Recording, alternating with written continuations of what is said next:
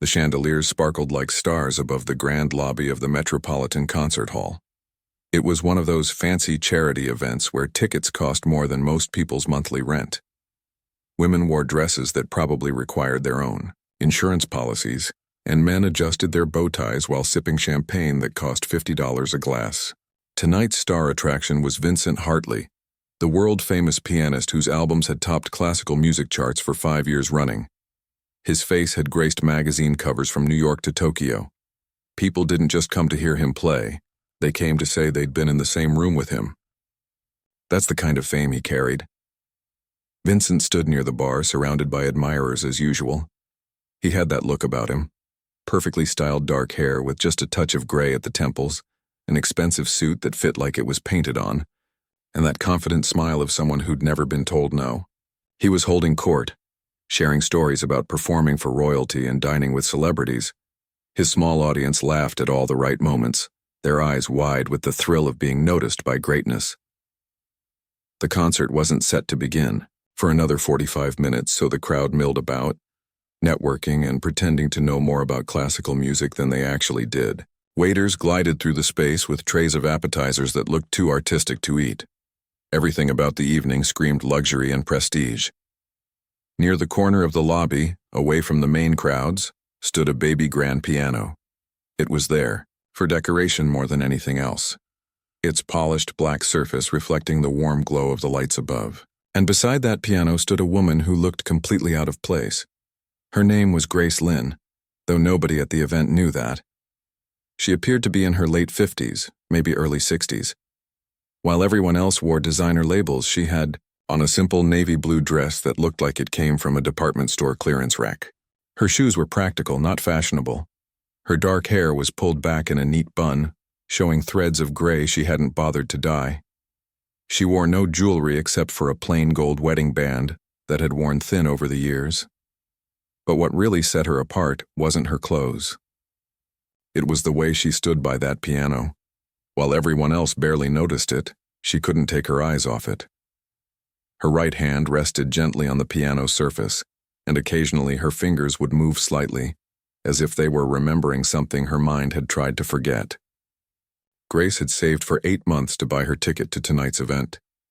She'd skipped lunches, taken extra shifts at the library where she worked, and walked instead of taking the bus whenever possible. People might have wondered why someone would sacrifice so much for a concert ticket, but they didn't know what music meant to her.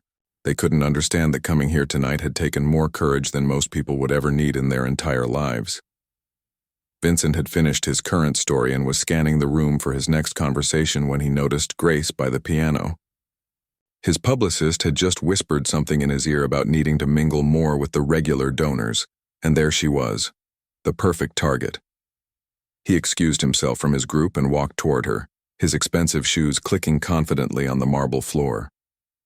Several people noticed and followed at a distance, curious to see what the great Vincent Hartley would do next.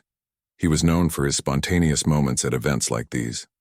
Last month, he'd made a video playing chopsticks with a 6-year-old that went viral. People loved that kind of thing. Admiring the instrument? Vincent asked, his voice carrying that smooth, trained quality of someone used to being listened to. Grace looked up, startled. When she realized who was speaking to her, her eyes widened slightly. "Oh yes, it's beautiful," she said quietly, pulling her hand back from the piano as if she'd been caught touching something forbidden. "Do you play?" Vincent asked, though his tone suggested he already knew the answer would be no. Grace hesitated. The truth was complicated, too complicated for a simple answer. "I used to, a long time ago." Vincent's smile grew wider. He could feel his small audience drawing closer, phones probably already out and recording. These moments were gold for social media. "Well, why not play something now? We've got time before the concert starts. Give us a little preview entertainment." Grace's face went pale. "No, I couldn't. I haven't played in years. I wouldn't want to." "Oh, come on," Vincent pressed, his voice taking on that playful tone that was hard to refuse without seeming rude. "We're all friends here. Nobody's judging. It'll be fun. What's the harm in a few notes?" More people were gathering now, forming a small semicircle. Grace could feel their eyes on her, could see some of them exchanging amused glances. She knew what they were thinking. Here was some starstruck fan who'd probably taken a few childhood piano lessons and now imagined herself a musician. The whole thing was meant to be amusing for them, a little interlude before the real talent took the stage. "I really don't think that's a good idea," Grace said, her voice barely above a whisper. Her heart was pounding. The piano loomed beside her, both familiar and terrifying, like running into an old love you'd walked away from decades ago. But Vincent was in performance mode now, playing to the crowd. "Ladies and gentlemen," he announced, his voice carrying across the lobby, "we have a pianist among us. Let's give her some encouragement." People started clapping and calling out. Encouragement, though Grace could hear the condescension underneath the enthusiasm. They thought they were being kind, giving some ordinary person a moment in the spotlight. They had no idea what they were asking of her. Grace looked around, searching for an escape route, but the crowd had closed in. More people were pulling out their phones. She could already imagine the video captions: "Regular person plays piano for famous pianist," or "Watch what happens when concert goer sits down at piano." The whole thing would be framed as a cute moment, probably a little embarrassing for her, definitely entertaining for everyone else. Her hands were shaking now. Not from fear exactly, but from something deeper. It had been 32 years since she'd performed in public. 32 years since she'd made the choice that changed everything. She'd come here tonight, hoping just to listen, to remember what it felt like to love music from a safe distance. She hadn't planned on this. But as she looked at Vincent's expectant face, at the crowd waiting to be entertained by her presumed mediocrity, something shifted inside her. Maybe it was the champagne-fueled smugness in Vincent's expression. Maybe it was the 3 decades of grief and sacrifice that had been building up with nowhere to go. Or maybe it was simply that the piano was right there, and her fingers remembered even if her heart was terrified. Grace took a deep breath. Her hand went back to the piano, but this time it wasn't a gentle, nostalgic touch. Her fingers pressed down on the smooth surface with something like determination. "All right," she said quietly, so quietly that people in the back had to lean in to hear. "I'll play." She moved toward the piano bench, and the crowd parted to let her through, their phones held high to capture every moment of what they expected to be an amusing little diversion before the evening's main event. Grace sat down on the piano bench, and for a moment she just stared at the keys. 88 black and white rectangles that held more memory than any photo album ever could. Her hands hovered above them, trembling slightly. The crowd behind her shifted impatiently, probably wondering if she was going to actually play or just sit there. Vincent stood off to the side, arms crossed, that amused smile still playing on his lips. A few people in the crowd were already giggling, anticipating whatever choppy amateur performance was about to happen. Someone near the back made a joke about "Twinkle, twinkle, little star," and others laughed. Grace closed her eyes. In that darkness, she wasn't in the concert hall anymore. She was 24 years old, sitting in her tiny apartment, practicing 12 hours a day until her fingers bled. She was backstage at Carnegie Hall, about to make her debut performance. She was at the hospital holding her husband's hand as the doctor said words like progressive and irreversible, and no cure. When she opened her eyes again, something had changed in her face. The nervousness was still there, but it had transformed into something else. Something focused, something that had been sleeping for 3 decades and was now waking up.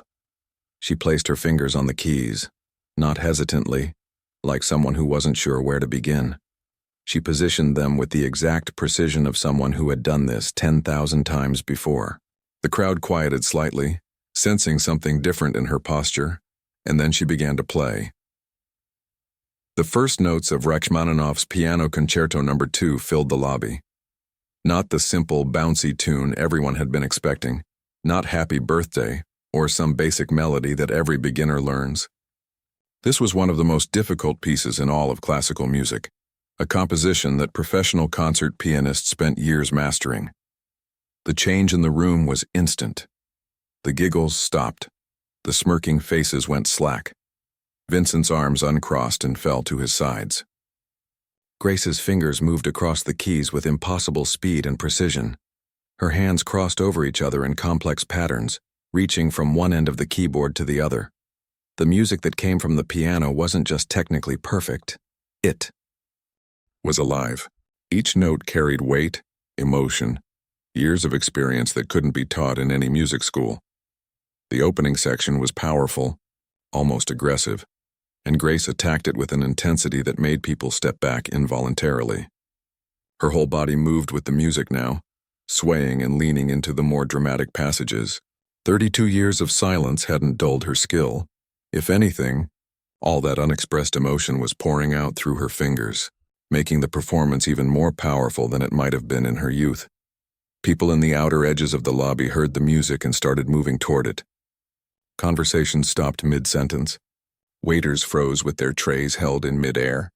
Even the bartender stopped pouring drinks and turned to look. Vincent's face had gone completely white. As someone who'd spent his entire life studying and performing piano, he knew exactly what he was witnessing. This wasn't just good. This was extraordinary. The technical difficulty alone was staggering. Most pianists would need the sheet music in front of them to attempt this piece. But Grace was playing from memory, and not just playing it correctly. She was playing it with the kind of deep, soulful interpretation that only comes from understanding suffering and joy and loss in equal measure. The crowd had swelled to nearly 100 people now. Nobody was looking at their phones anymore. Nobody was checking the time or thinking about their next drink. They were completely transfixed. Some people had tears running down their faces without even realizing it. The music was reaching into their chests and squeezing their hearts. Grace moved into the second movement, the slower, more melancholic section. This was where her years away from the piano somehow made her performance even better. Every note seemed to carry the weight of sacrifice. You could hear the sound of dreams deferred, of love that demanded everything, of choices that cost you pieces of yourself you'd never get back. Her fingers moved more gently now, coaxing out sounds so pure and clear that they seemed to shimmer in the air. An elderly gentleman near the front had his hand pressed to his mouth. His eyes were wide, filled with recognition and disbelief. He'd been a music professor for 40 years before retiring, and he was remembering something. A student from decades ago, a young woman who'd been called the most promising pianist of her generation, before she simply disappeared from the music world without explanation. Vincent couldn't move. He'd performed in front of presidents and queens. He'd played in the greatest concert halls across 6 continents. He'd won every major award in classical music. And standing here watching this simply dressed woman pour her soul into a piano, he realized he'd never played like this. Not once, not ever. His performances were technically flawless, perfectly controlled, exactly what audiences expected. But this was something else entirely. This was what music was supposed to be. Grace's hands flew across the keys again as she reached the third movement, the finale. The tempo increased, the complexity building, notes cascading over each other like a waterfall. Her face was wet with tears now, but she didn't stop. Couldn't stop. This wasn't just a performance anymore. This was goodbye. Goodbye to her husband, who'd loved listening to her practice even when he couldn't remember her name. Goodbye to the career she'd given up without hesitation. Goodbye to the young woman she'd been before life asked her to choose between her dream and her heart. The music built to its powerful conclusion. Grace's entire body engaged in producing the final thunderous chords, and then with one last resonant note that seemed to hang in the air forever, it was over. Silence. Complete, absolute silence. Nobody moved. Nobody breathed. The note faded slowly, dying away into nothing, and still the crowd stood frozen. Grace sat at the piano, her hand still resting on the keys, her head bowed. Her shoulders shook with quiet sobs. She'd held so much inside for so long, and now it was all out there, witnessed by a room full of strangers who'd expected nothing from her. Then, like a dam breaking, the applause erupted. It wasn't polite charity event clapping. It was thunderous, desperate applause. People were shouting, "Brava!" and wiping their eyes. Some people weren't even clapping. They were just standing there crying, overcome by what they'd just experienced. Vincent remained motionless, his face a mixture of shock, shame, and awe. His hands hung at his sides. He couldn't bring himself to clap, couldn't bring himself to move. He'd just been taught a lesson he'd never asked for and desperately needed to learn. The elderly professor pushed through the crowd, moving toward Grace with urgency. His voice cut through the applause, loud and clear and filled with wonder. "Ladies and gentlemen," he called out, his voice shaking with emotion. "Do you have any idea who just played for you?" The crowd quieted, all eyes turning to him. Vincent finally moved, stepping forward, needing to hear this as much as everyone else. The professor looked at Grace, who'd turned on the bench to face the crowd, her face still wet with tears. He looked at her like he was seeing a ghost. "This is Grace Lynn," he said, his voice thick with emotion. 30 years ago, she was known as the Rising Phoenix. She was about to become one of the greatest concert pianists in the world. The crowd erupted in gasps and murmurs. People pulled out their phones again, but this time to search her name to confirm what they'd just heard. Vincent stood frozen, the full weight of what he'd done crashing down on him. He'd mocked a legend. He'd turned her gift into a joke. The name hung in the air like smoke. Grace Lynn, the Rising Phoenix. People were frantically typing on their phones now, searching for information, for videos, for any trace of the woman who'd just played for them. The younger crowd members found nothing recent, just old articles from the early 90s. Grainy photos of a young woman with intense eyes standing beside concert pianos. Reviews that called her a once-in-a-generation talent and the future of classical piano. And then nothing. The articles just stopped. No explanation. No farewell tour. She'd simply vanished from the music world like she'd never existed at all. The professor, whose name was Dr. Raymond Wells, moved closer to Grace. His eyes were red, filled with 3 decades of unanswered questions. "I taught you at Juilliard," he said softly, though everyone could hear him in the hushed room. "You were my best student. The best student I ever had in 40 years of teaching. And then one day you just disappeared. We all wondered what happened to you." Grace stood up from the piano bench slowly, like someone twice her age. She looked at Dr. Wells and something in her face crumbled. Here was someone who remembered. Someone who knew what she'd given up. "I'm sorry," she whispered. "I'm so sorry I never explained." Vincent finally found his voice. It came out hoarse, nothing like his usual smooth, confident tone. "Why?" he asked. Just that one word, but it carried the weight of everything. "Why did you stop playing? Why did you let us think you were nobody? Why did you let me humiliate you?" Grace looked at him and there was no anger in her eyes. Just exhaustion and a strange kind of relief, like a secret she'd carried too long was finally being set down. "My husband," she said simply. The room leaned in to hear her. We'd been married for 2 years. I was preparing for my international debut tour. Everything was set up.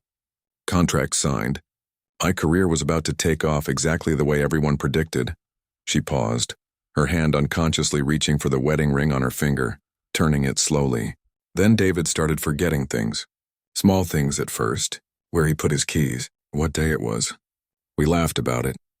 Thought he was just stressed from work. Her voice got quieter, but it got worse. Much worse, fast. Dr. Wells closed his eyes, understanding washing over his face. Several people in the crowd had already connected the dots and their expression shifted from curiosity to something deeper.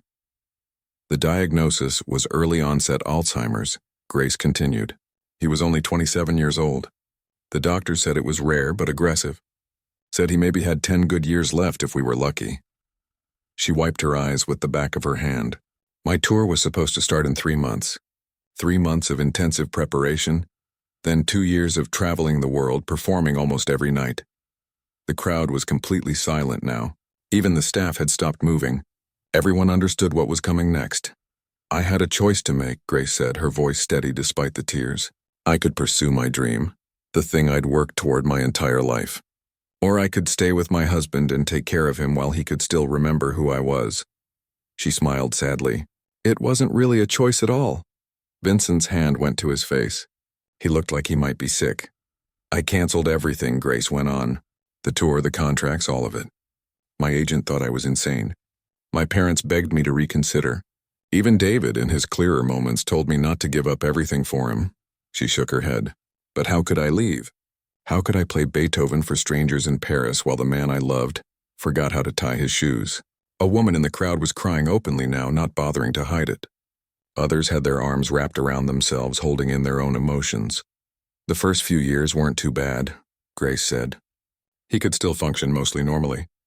We had good days, but I couldn't practice seriously anymore. Couldn't commit to performances. The piano became painful. Every time I sat down to play, I was reminded of what I'd given up. So I stopped. Just stopped completely. Dr. Wells spoke up, his voice gentle. But surely after some time you could have returned. It got worse, Grace interrupted quietly. Much worse than the doctors predicted. By year 5, he didn't recognize me most days. By year 10, he couldn't speak. Couldn't feed himself. Couldn't do anything without constant care. She looked around at the crowd. I became a full-time caregiver. That was my life for 32 years. No music, no performances. Just me and David and doctors and hospitals and machines that beeped in the night. The lobby of this grand concert hall, filled with wealthy donors in expensive clothes, had never felt so small and intimate. Grace's story had stripped away all the glamour and pretense, leaving only raw human truth. He died 6 months ago, Grace said.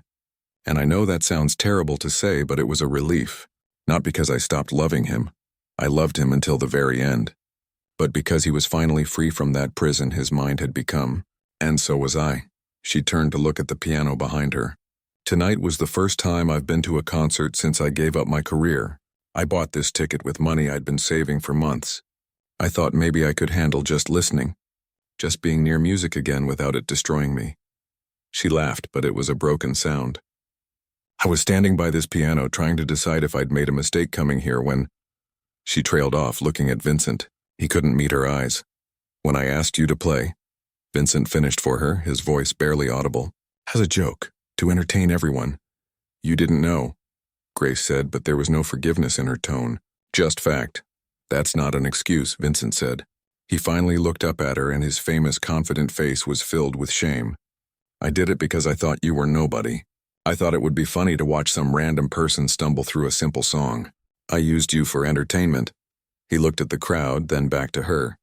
I'm sorry. That's completely inadequate, but I'm sorry. The crowd shifted uncomfortably. Some people were looking at Vincent with new eyes, seeing past the fame and talent to something uglier underneath. Others were looking at their phones, realizing that videos of the entire interaction were probably already spreading across social media.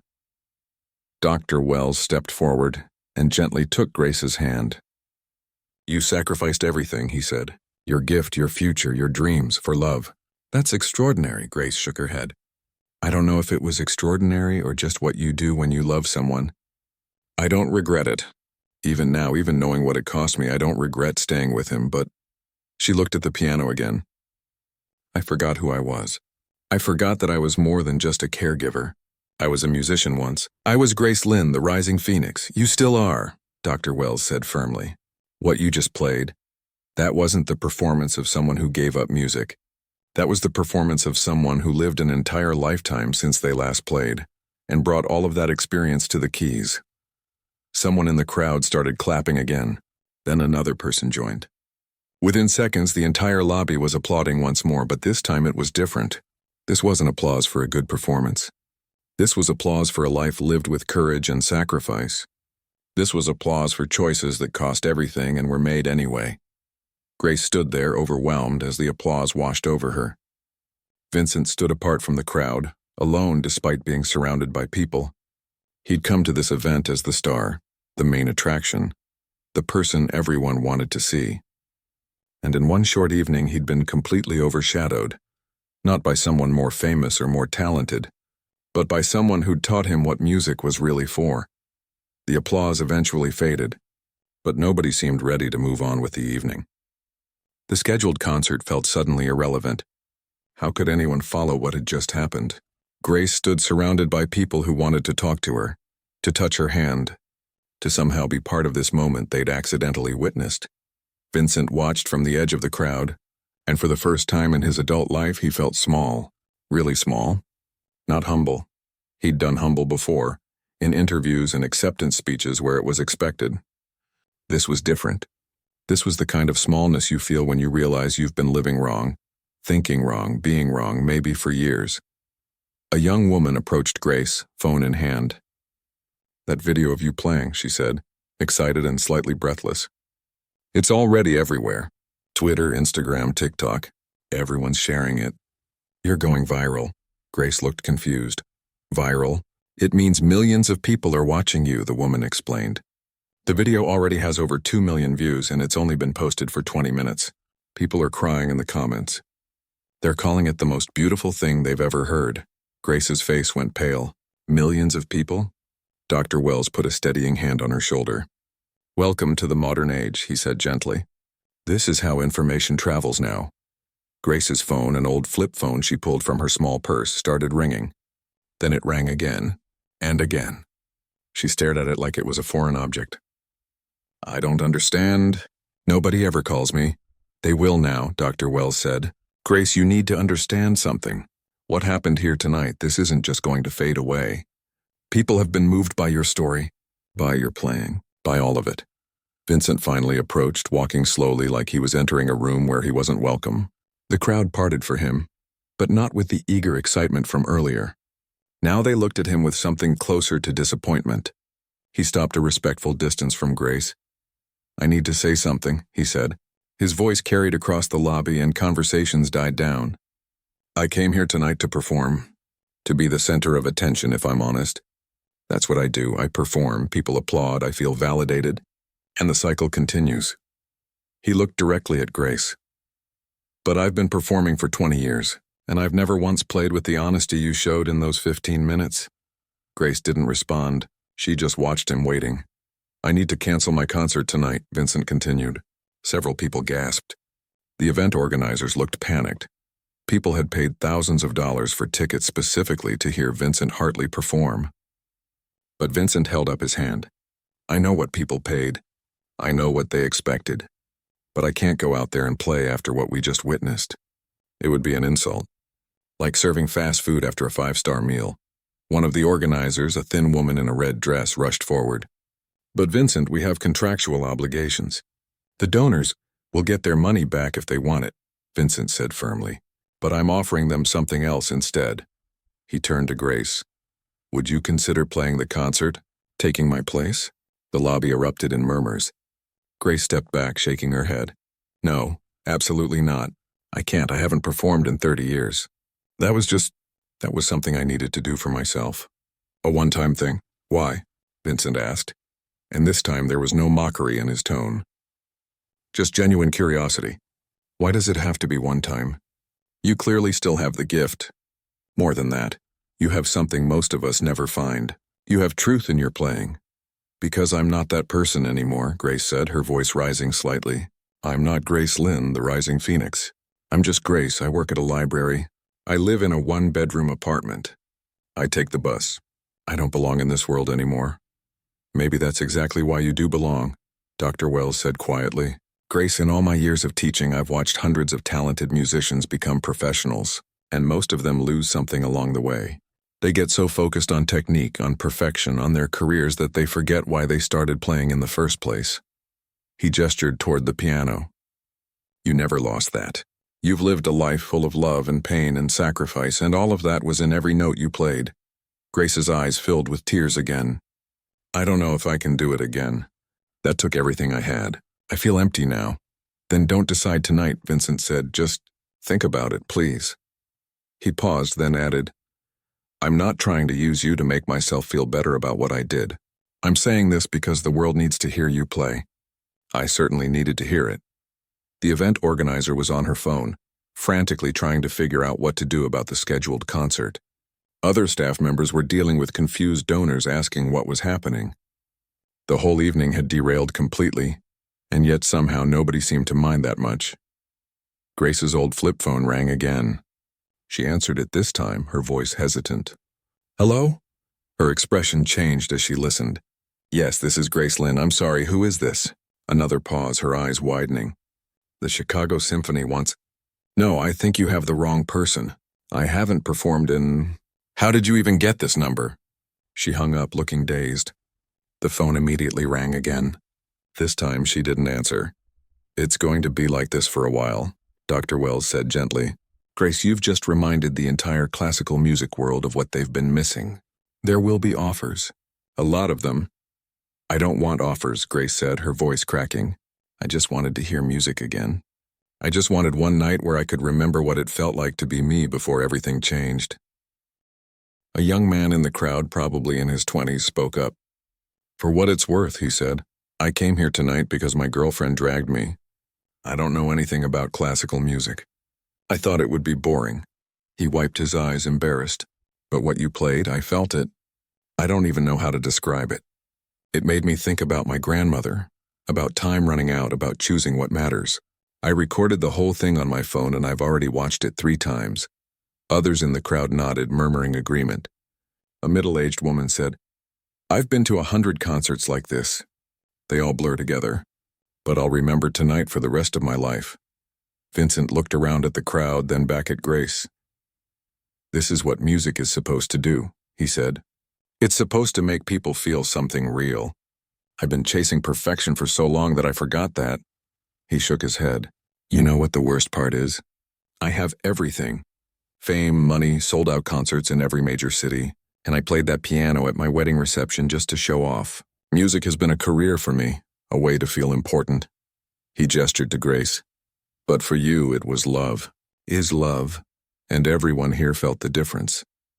Grace sat back down on the piano bench, overwhelmed. People kept approaching her, wanting to talk, to connect, to somehow be part of her story. Her phone wouldn't stop ringing. Camera flashes went off as people took photos.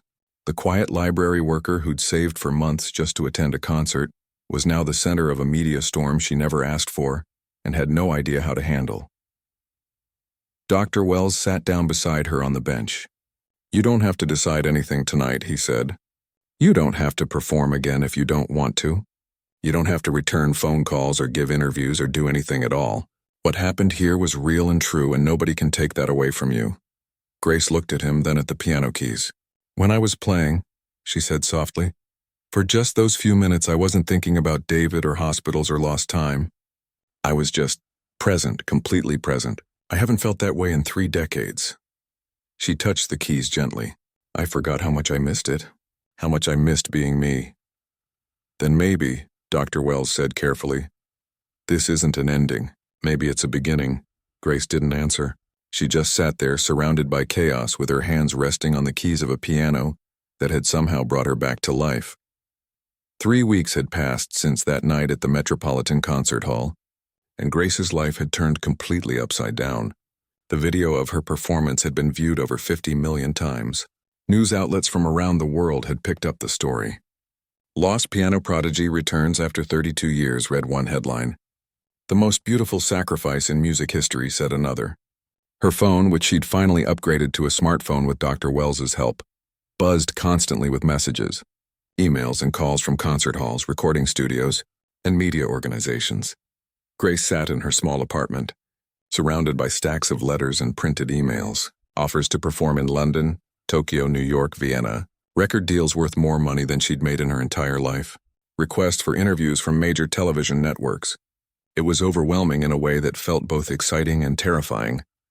But there was one envelope she kept coming back to. It had arrived 2 days ago, hand-delivered.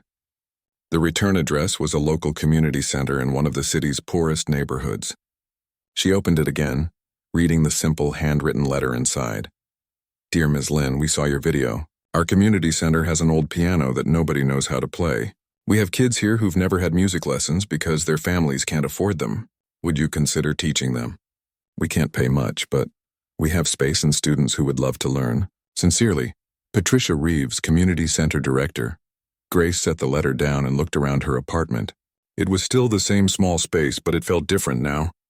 The piano she'd kept covered with a sheet for 30 years was now uncovered, polished, loved again.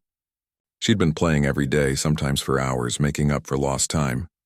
Her neighbors complained about the noise, but she didn't care anymore. Her phone rang. She checked the screen. It was Vincent. They'd been talking regularly since that night, an unlikely friendship born from mutual transformation. She answered. "Grace, it's me," Vincent said.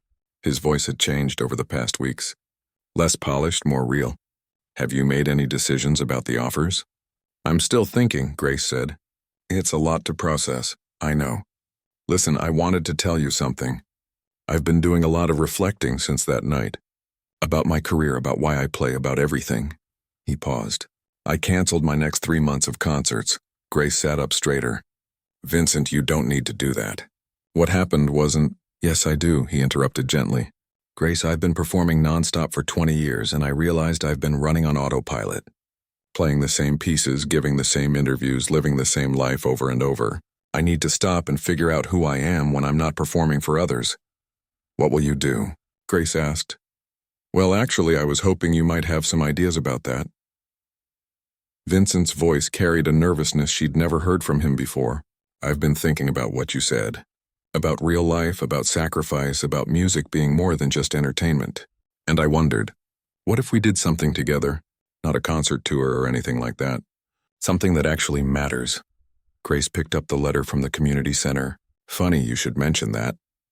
2 months later, Grace stood in front of 15 children in the community center's multi-purpose room. The old piano had been tuned. Vincent had paid for that along with new sheet music, books, and supplies.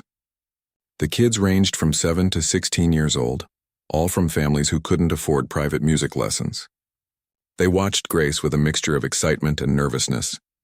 Music isn't about being perfect, Grace told them, thinking about all the years she'd chased perfection as a young performer.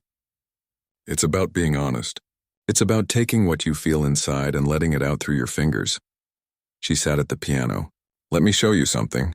She played a simple melody, nothing complicated. Then she played it again, but this time she added emotion, sadness, then joy, then longing. The same notes, but completely different. The children leaned forward, captivated. See? Grace said. The notes are the same, but the feeling changes everything. That's what I want to teach you. Not just how to play music, but how to feel it. The door to the room opened and Vincent walked in, carrying his own keyboard. The kids' eyes went wide. They'd seen the videos, knew who he was. But Vincent just smiled and set up the keyboard next to Grace's piano. Hope I'm not late, he said. Ready to help teach? This had become their new routine. Twice a week, Grace and Vincent came to the community center. She taught the fundamentals with patience born from years of caregiving. He taught performance techniques with the skill of a master. Together, they created something neither could have built alone, a program that combined excellence with accessibility, technique with heart. Word spread. Other musicians started volunteering. A local music store donated instruments. Parents who couldn't afford to pay helped by organizing fundraisers and managing schedules. The program grew from 15 students to 50, then to 80. They had to move to a larger space. Grace still got offers to perform. Major concert halls still called. Recording studios still wanted her.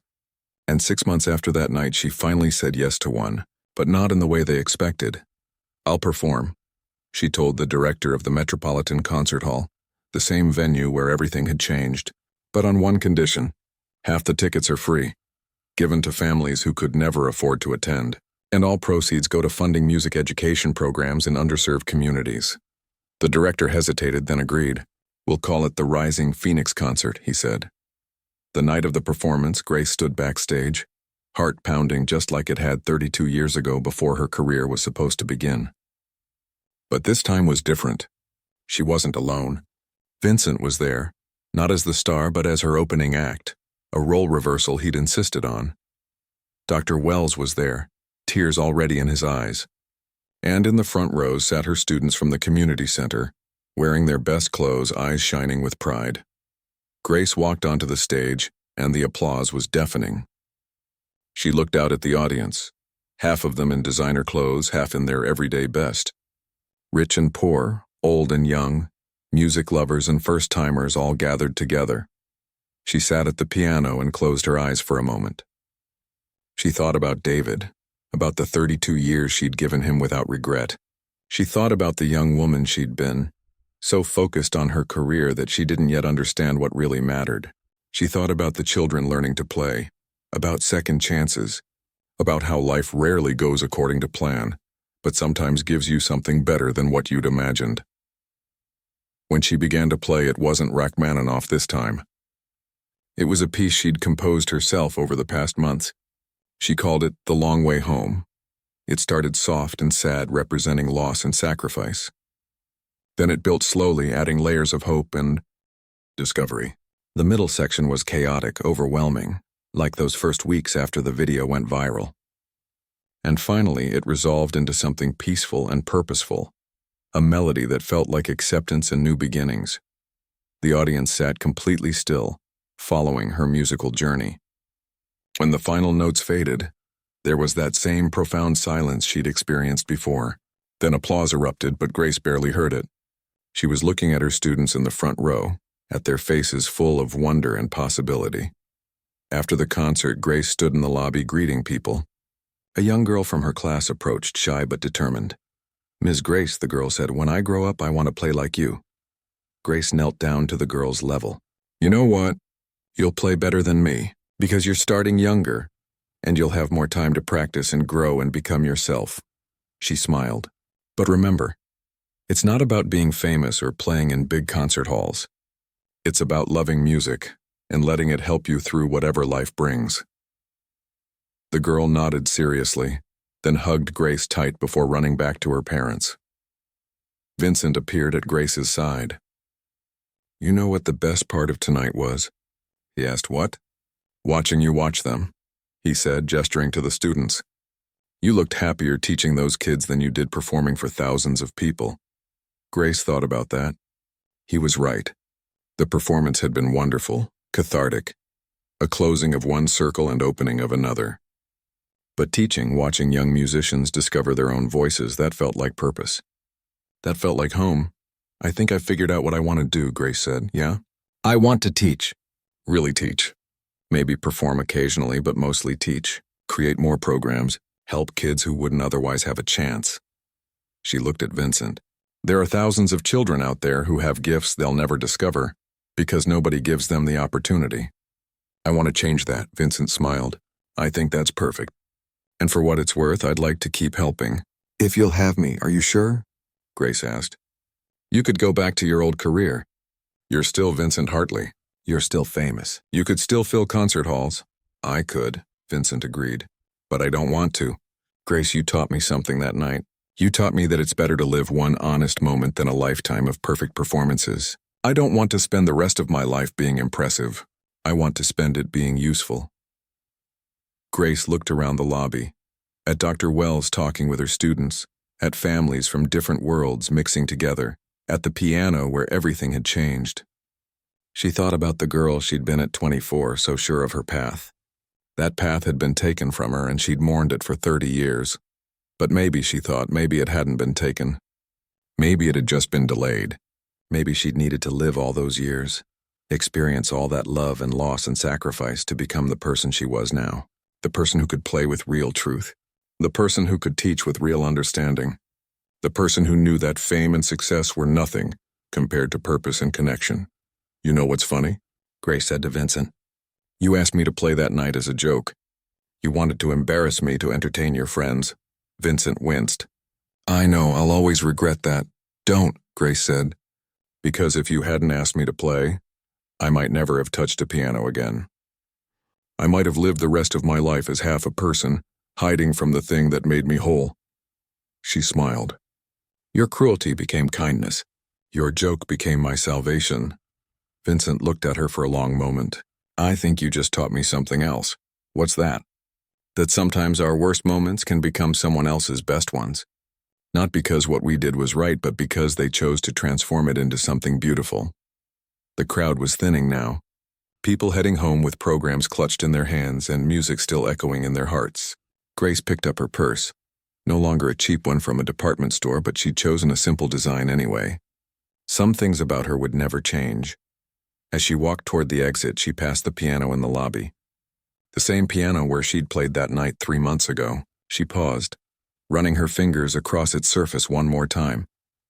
"Thank you," she whispered to it, or to fate, or to David, or to whatever force in the universe had led her to this moment. Then she walked out into the night, ready to begin again.